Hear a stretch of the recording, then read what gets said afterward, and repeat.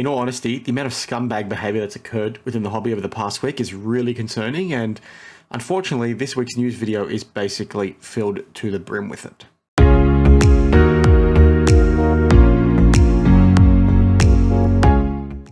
Hey everyone, Dan the Cardman back again. Welcome to another weekly news video. So as you saw by that intro, today's video is going to be a bit depressing in a way, right? Because there's so much scumbag behavior that's occurred over the past week, particularly aimed at taking cards out of the hands of kids, which is incredibly disappointing, and it's a really shit thing. And I hope it stops soon, because it's getting to be a bit ridiculous, because you're starting to see these stories all the time.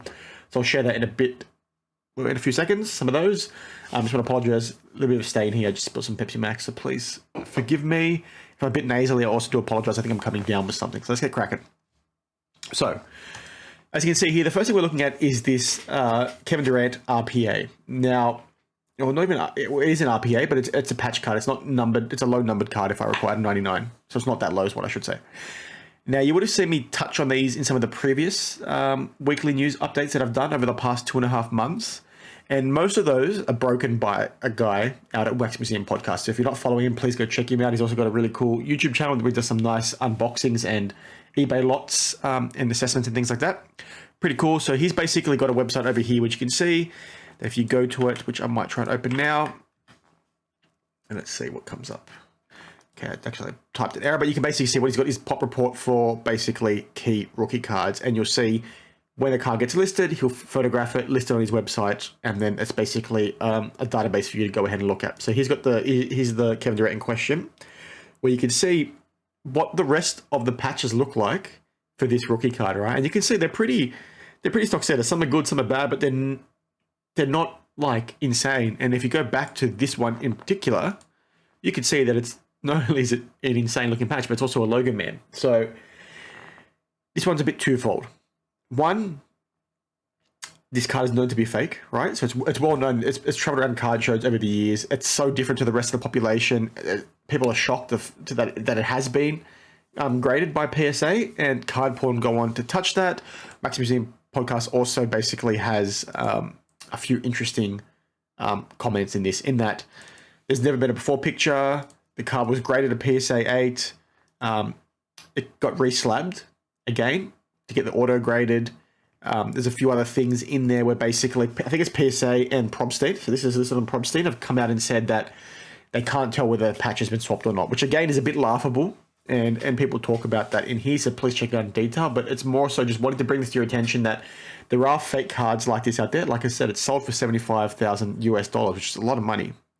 Well over $130,000 Australian. So be aware when you buy cards, right? Because what you need to understand is because, well, you might think, okay, well, I can't afford this kind of card, so why is it relevant to me? Well, I think the logic is if somebody has basically the balls to try and fake a card like this or swap a patch out on a card like this, what's to say they're not going to do it for some lower end cards that people are probably going to be less scrutiny when trying to pick one up. So just try to keep that in mind.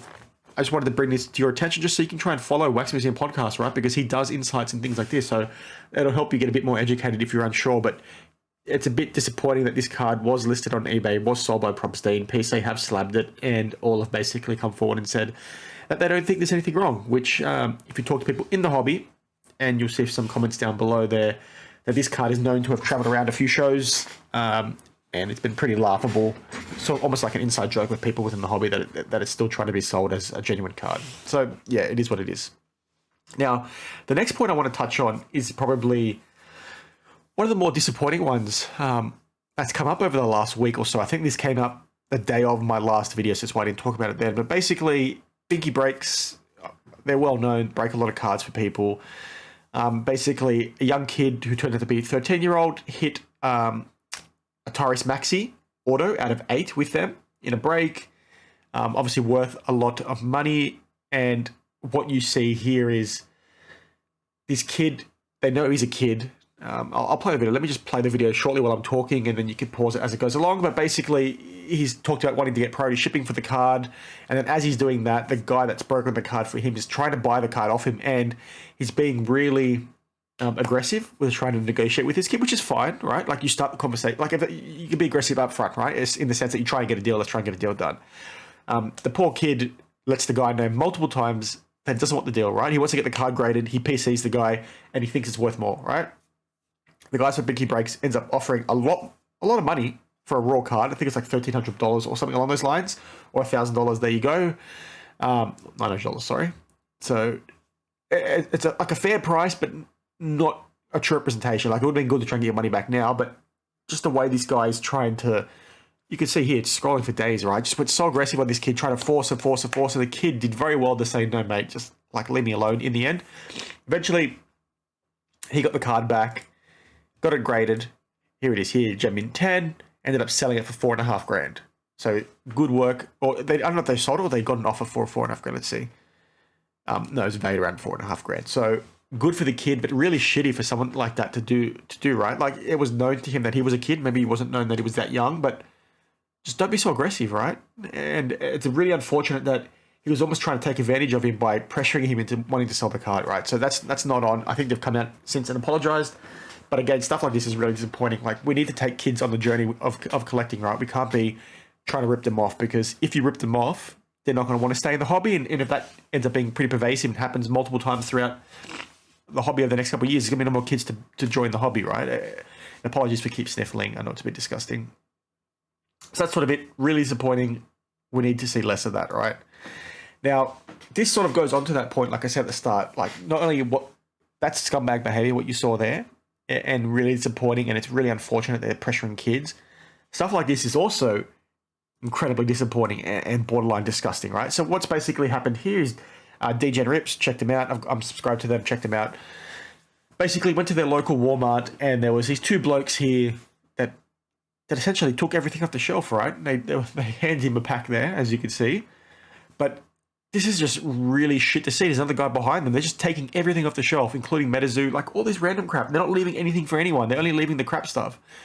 And this is really, really disappointing, because it means kids or people that want to bust packs can't, because there's nothing left on the shelf. And what these guys are going to do is try and scalp and then flip them for exorbitant prices and just try and take advantage. And it's not a good thing, because what this does in the end is push prices up, right? Why do you think boxes are so expensive these days? It's because people like this are taking advantage, and people can't get an entry point into the hobby. And it's just really crap. And if kids are not able to go to the shops, pick a pack up off the shelf or a box up off the shelf, bust it themselves, the hobby's not going to be sustainable. And this is one of the key things as to why I think Fanatics is going to be a good thing for the hobby, because whilst it's going to be a bit annoying that you can't go in store and buy something yourself, at least you're going to have access to packs and boxes of cards through their online store, and you're not going to have scalpers like this trying to take advantage of people. Obviously, there will be bots and things like that, and that's a whole other situation. But stuff like that is honestly really disgusting. We need to see these kinds of stores start implementing limits on how many you can buy as a customer, right? Because it's not fair, and it's just dudes older than me, same age as me, taking all these cards, busting them for themselves, selling them online, and not letting kids have fun, not letting people have fun. They're not even expensive packs, right? Like, you're not going to get awesome looking cards in there.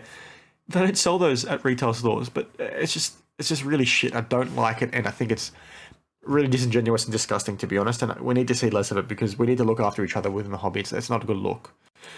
Now, we've got another thing. This is probably the most shitty and shady thing of the week, right? PROBSTEIN, again, surprise, surprise. They've started, and I've seen this a while ago, but it looks like it's way more prominent now. They're starting to put stuff like this in the listings of their auctions. It's like so shit, likely trimmed, right? If it's likely trimmed, don't take it onto your auction house, right? Because that's super dodge. That's sort of covering your ass. You know it's trimmed, so why you you know it's trimmed. Don't list it then. And people are going to get screwed over. And there's a few others where some of them I think I've said lightly trimmed as well. Let me see if I can find that one. I think it was on the Meme James as well. So please check those guys out. Here, this one's super freaking dodgy. It is the lightly trimmed. You can see there, lightly trimmed, not lightly. If it's lightly trimmed, the card's no good. Don't sell it, because no one's going to grade it. It won't be graded. It's altered. Ignore it. Like, it's so dodgy and it's so disingenuous again from PROBSTEIN. They've done shitty things like this over the years. When do you see less of this in the hobby? People need to stop using them, and I don't know why people keep using them, because it's shit like this all the time. They don't even send cards in sleeves and top loaders sometimes. Like, they're not a good thing for the hobby. And they're putting stuff like this now in the titles. Like, people are still going to use them. Like, what's going on? Just avoid them like the plague. And we need to see less of this as well, because there's so many freaking people in the hobby. Like, you just saw people taking packs and ripping off kids, doing shit like this. There's so much money to be made now within the hobby that it's just full of dickheads and scumbags, and apologies for the amount of swearing I've done in this video, but it's incredibly frustrating that there are people like this out there, and it's just really annoying. So if you haven't seen any of these things, I just wanted to bring them to light so you can be aware of them and share your thoughts on them. I always like discussing with you guys down in the comments below, so please give me a like and a follow if you haven't already. These videos come out every Sunday Australian time, every Saturday US. Try and talk on things like this, generally give a bit more thoughts rather than rant like I did today. All in all, it's just really disappointing. I don't like people taking advantage of people within the hobby, let alone kids, and we've seen that multiple times this week.